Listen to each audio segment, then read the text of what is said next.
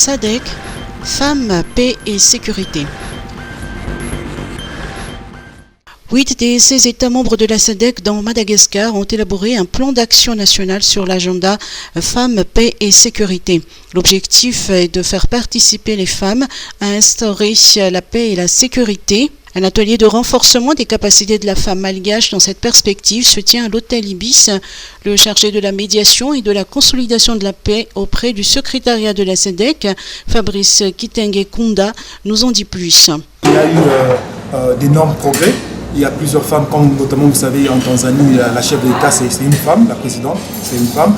Et même il y a des assemblées nationales ou le Parlement qui sont dirigés ou présidés par des femmes dans la sous-région.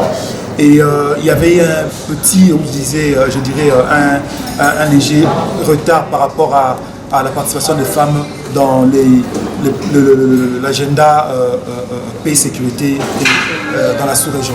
Et c'est ce qui avait fait que les États membres de la SADC prennent une décision, donc les chefs d'État et les gouvernements prennent la décision de aussi renforcer les capacités des femmes pour promouvoir leur participation active dans le processus de maintien de la paix, dans la prévention et la résolution des conflits. L'agenda Femmes, Paix et Sécurité s'étale sur 12 ans.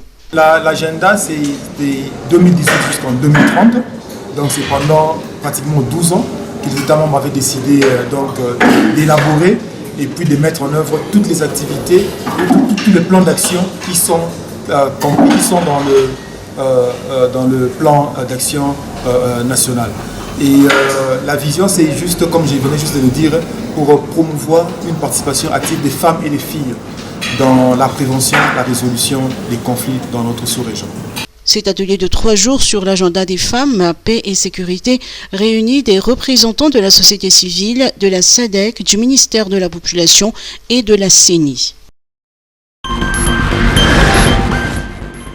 Connexion Internet, l'État mise sur la concurrence pour faire baisser les prix. Les autorités misent sur la concurrence pour faire baisser les prix de l'Internet, notamment avec l'arrivée de Starlink sur le marché. Dans le cas contraire, les autorités prévoient d'imposer un prix plafond. Hier, Taïn Razaf Njamal, le ministre du Développement numérique, des Postes et des Télécommunications, a indiqué que l'objectif du gouvernement est de libéraliser le secteur afin que le marché soit concurrentiel. L'État prévient qu'elle se mêlera de la fixation des prix si les opérateurs ne s'entendent pas et tardent à réagir. Le ministre tient à préciser que le gouvernement est prêt à mettre en place un prix plafond dans le cas où le coût de l'Internet ne baisse pas. Météo, faible risque de formation d'une tempête tropicale. Un faible risque de formation d'une tempête tropicale persiste au large des côtes nord-est de Madagascar, indique Météo Madagascar, qui assure suivre de près l'évolution de la situation au cours de cette semaine.